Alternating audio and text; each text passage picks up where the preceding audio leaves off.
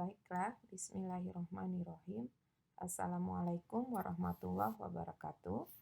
Terima kasih atas kehadiran mahasiswa dalam perkuliahan kita siang hari ini yang akan membahas pengkajian dan pendidikan kesehatan dalam keperawatan.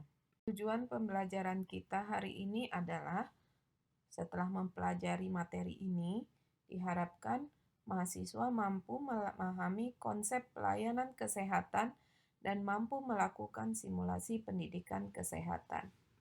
Baik, jika kita bicara soal aspek pengkajian, maka seperti apa yang sudah disampaikan, bahwa data yang dikumpulkan harus menyeluruh, meliputi aspek biopsikososial dan spiritual. Dalam hal ini, kita mempunyai pengkajian terhadap riwayat kesehatan, pemeriksaan fisik, pemeriksaan penunjang. Diharapkan perawat bisa menggunakan berbagai sumber yang ada yang relevansinya dengan masalah klien dan menggunakan cara-cara pengumpulan data yang sesuai dengan kebutuhan. Proses ini akan dilakukan sistematis dan terus-menerus dan dicatat dalam dokumentasi asuhan keperawatan, serta akan dianalisis dengan dukungan pengetahuan yang relevan. Baik, berikutnya adalah kita akan bicara soal pola fungsional Gordon.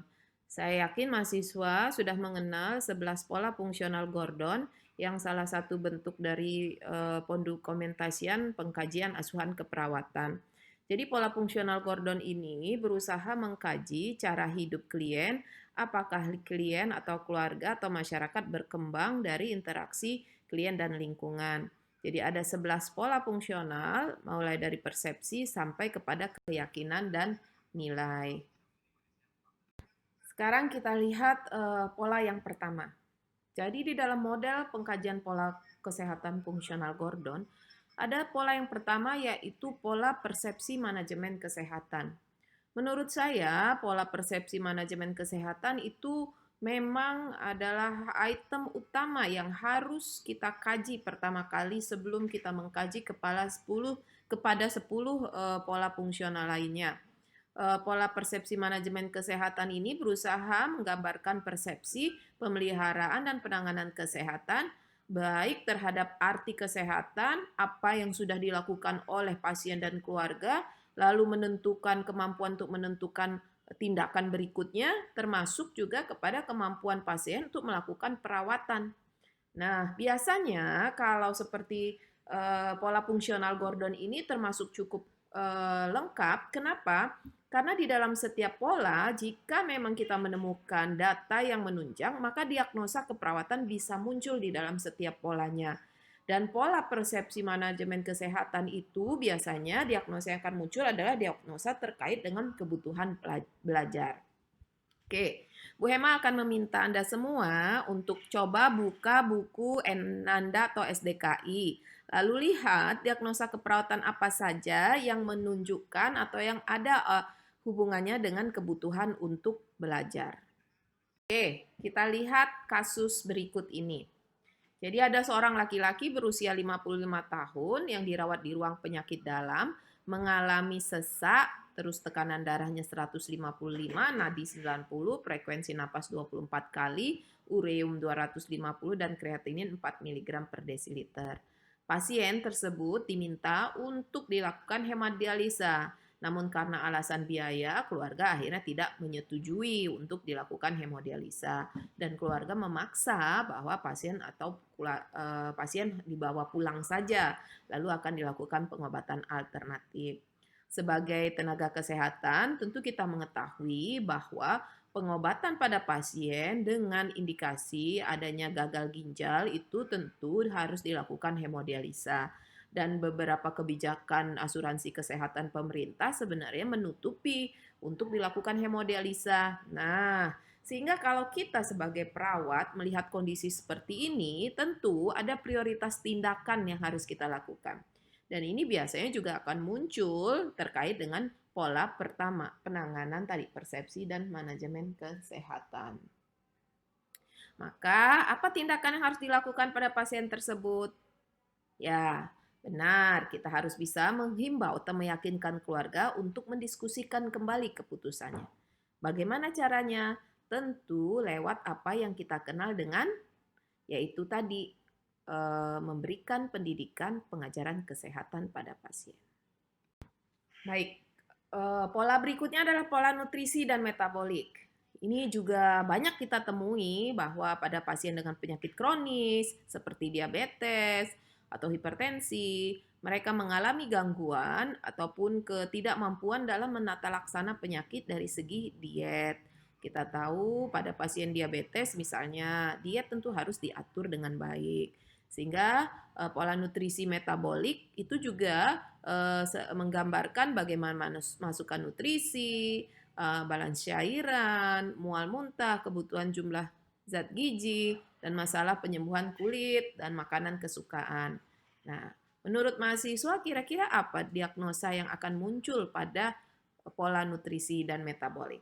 Coba lihat ke dalam Nanda ataupun SDKI-nya. Kita lihat contoh kasus berikut ini. Ini ada kaitannya dengan pola latihan dan aktivitas. Coba Anda review kembali, apa saja hal-hal yang harus Anda kaji di dalam pola latihan dan aktivitas. Ya, benar bahwa salah satunya adalah apa? Oksigenasi. Coba kita lihat. Seorang laki-laki usia 50 tahun dirawat di bangsal paru, tekanan darahnya 100, frekuensi 70, suhu 37, frekuensi napas 24, pasien tampak susah bernapas, gelisah dan cemas. Bunyi nafasnya wheezing, sputumnya banyak. Lalu ada bercak infiltrat di kedua paru. Sudah terpasang O2. Oke, menurut Anda tindakan apa yang perlu diajarkan pada pasien? Yang berikutnya adalah ya, kalau kita lihat frekuensi nafas 24, pasien tampak susah bernapas dan gelisah, tentu apa? Mengajarkan batuk efektif. Nah, ini juga salah satu edukasi yang harus kita ajarkan pada pasien. Bagaimana caranya O2 sudah terpasang, kondisi pasien sudah stabil, hanya pasien masih susah bernafas. Artinya kita ingin membantu pasien bagaimana mengeluarkan sputum dari lapang parunya. Maka dengan mengajarkan teknik batuk efektif. Baik, sekarang kita masuk kepada konsep perawat sebagai edukator. Mahasiswa tentu masih bisa mengingat ada berapa peran dan fungsi kita sebagai perawat. Ya, apa saja peran dan fungsi kita sebagai perawat? Yang pertama tentu sebagai caregiver, yang kedua adalah edukator, yang ketiga sebagai advokat, yang keempat adalah sebagai manajer, yang kelima adalah sebagai kolaborator, dan yang keenam adalah sebagai researcher. Nah, sebagai caregiver, sebagai edukator, kita itu sering memberikan pendidikan kesehatan. Yang harus kita ingat adalah pendidikan kesehatan itu diperlukan dalam hal merubah perilaku pasien, dalam hal meningkatkan coping positif pasien, baik pasien atau keluarga, terutama pada pasien dengan penyakit kronis. Nah, untuk bisa membantu pasien merubah perilaku, menemukan coping yang baik, maka perawat harus memahami perannya dalam memberikan intervensi. Jadi kita harus bisa menyatakan bahwa memberikan edukasi, memberikan pendidikan kesehatan pada pasien adalah bagian dari intervensi keperawatan yang kita lakukan.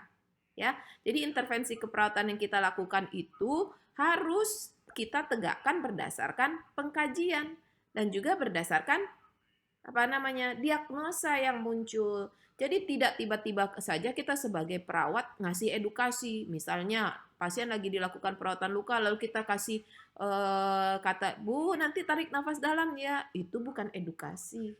Edukasi itu mengkondisikan pasien dan itu didasarkan pada hasil pengkajian. Kenapa akhirnya intervensi kita adalah mengajarkan teknik nafas dalam pada pasien. Yang berikutnya adalah apa prinsip dalam pendidikan atau pengajaran atau edukasi. Yang pertama, kita harus memahami aspek kognitif. Apa yang ingin kita ajarkan, kita harapkan pasiennya punya aspek kognitif yang bagaimana. Misal, kita tahu nih ada 6 level aspek kognitif. Yang pertama tahu, memahami, aplikasi, analisis, sintesis, evaluasi. Kalau kita balik tadi ke kasus di depan, si pasien kita mau ajarkan teknik batuk efektif. Menurut Anda, ini pasiennya hanya perlu tahu, hanya perlu paham, atau harus bisa mengaplikasikan, atau harus bisa menganalisis, atau bisa mengevaluasi? Oke, dalam hal ini mungkin paling rendah adalah bahwa yang harus dikuasai pasien tentu tidak hanya tahu dan paham kenapa dia perlu melakukan batuk efektif, tapi dia juga harus melakukan aplikasi, bisa menunjukkan. Nah, kalau mau menganalisis mungkin terlalu jauh buat ya, tapi setidaknya dia tahu alasan kenapa dia harus melakukan batuk efektif. Nah, di sini kita harus menyesuaikan aspek kognitif mana yang akan dicapai sehingga nanti materi ataupun media ataupun teknik mengajarkannya tidak hanya berupa informasi, berupa memberikan kayak kita ceramah seperti sekarang, tapi bisa juga demonstrasi, simulasi bersama pasien sehingga pasiennya tahu. Yang kedua adalah kita harus bisa memandang pasien sebagai individu yang unik. Pendekatannya tentu disesuaikan dengan karakteristik, mungkin pengetahuan, latar belakang pendidikan, gaya bahasa, gaya pendekatan. Nah, ini artinya kita memahami bahwa setiap manusia adalah individu yang unik. Sehingga perawat dalam melakukan pendidikan kesehatan harus bisa melakukan pendekatan sesuai dengan kondisi pasien yang dihadapi. Lalu yang ketiga adalah perawat juga harus bisa mendidik keluarga dan keluarga pasien. Karena apa? Misalnya pasien pulang, pasien yang penyakit kronis dengan hipertensi, dengan diabetes, dengan gagal jantung, pulang ke rumah. Dia akan pulang ke keluarganya. Kita kalau hanya melibatkan pasien dalam edukasi, terus kita tidak libatkan keluarga, nanti pasien kesulitan di rumah. Kenapa?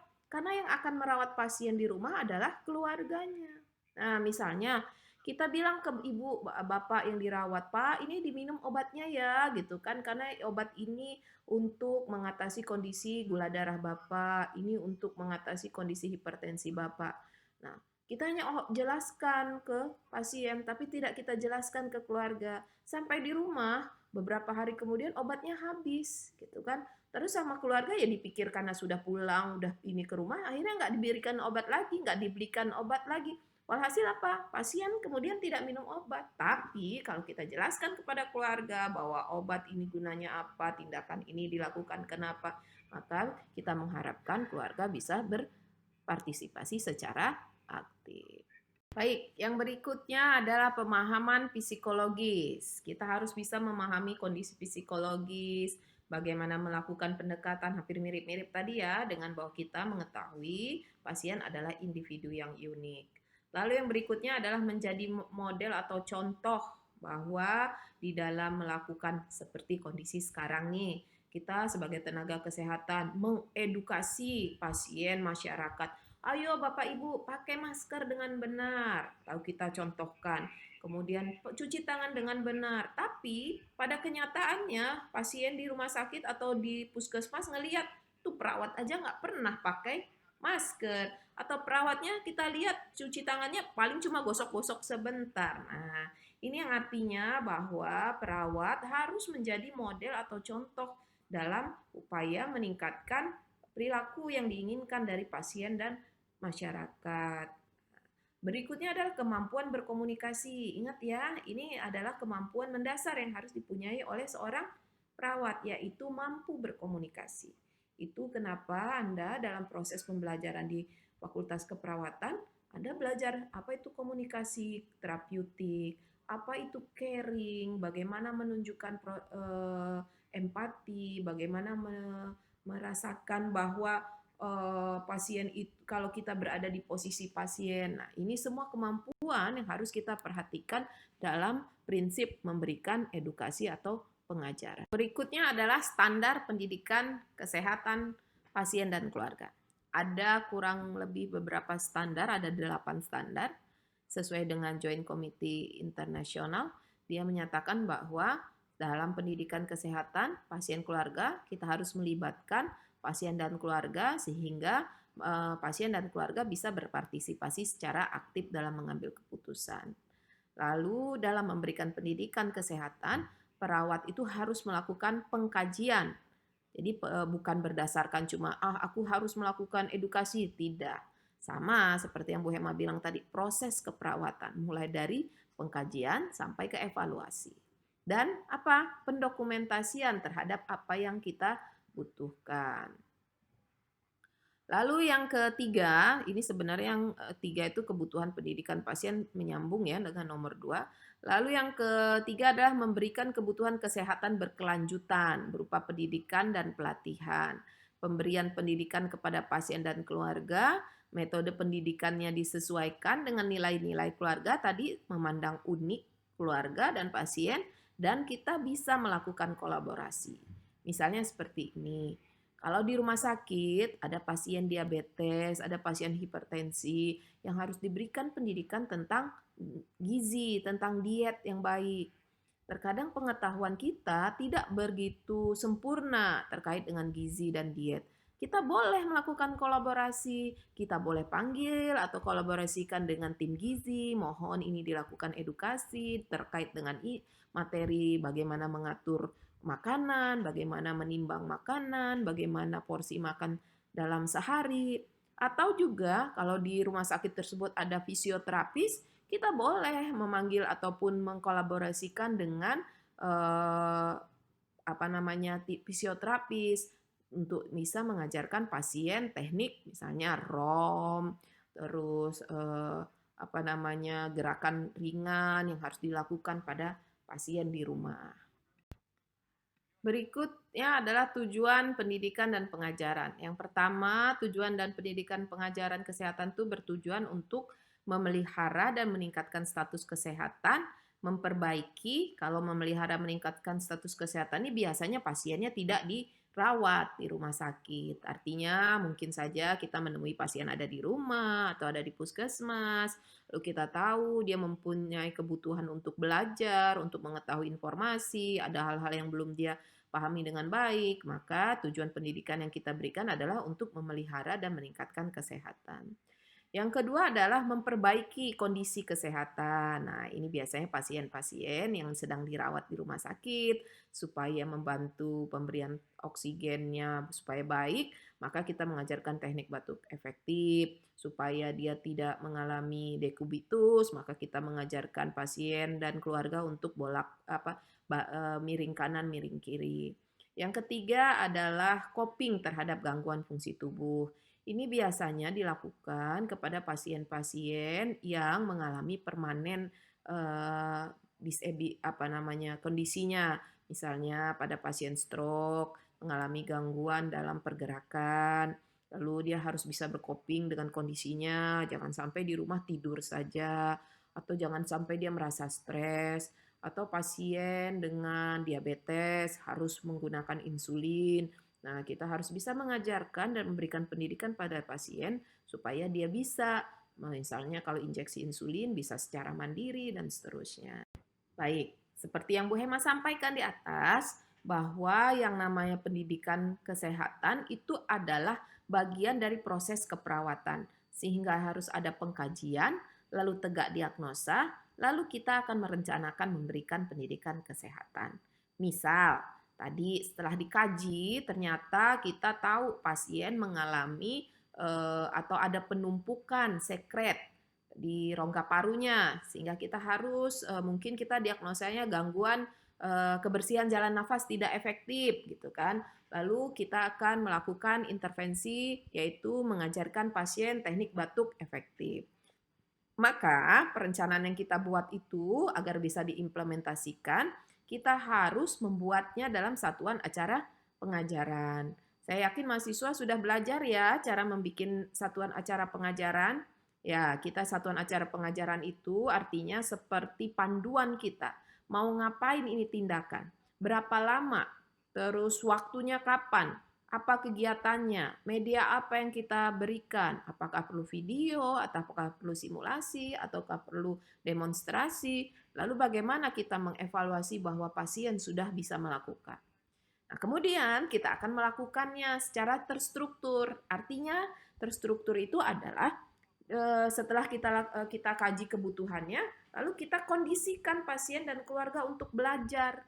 Tidak ada yang namanya pendidikan kesehatan itu diberikan misalnya Anda lagi melakukan perawatan luka pada pasien.